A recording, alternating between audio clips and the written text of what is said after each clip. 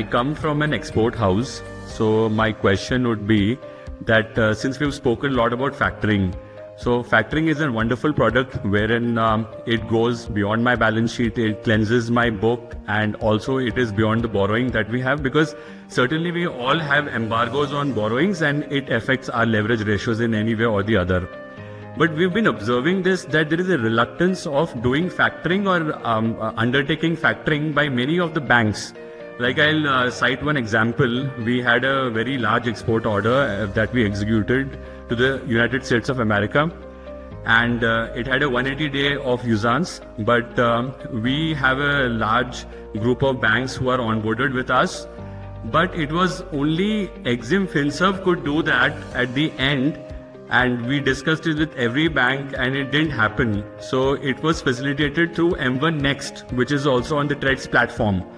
So there is a reluctance of doing factoring, which I've been seeing for many years now.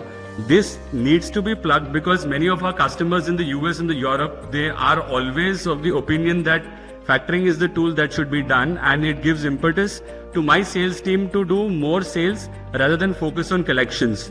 So there is no light to the end of the tunnel. This has been 5 to 6 years. I've been trying with many of the banks. Only the likes of HSBC or the DBS can say, okay, none of the Indian banks are really moving towards it, where even the RBI or the central bank is envisaging to do so.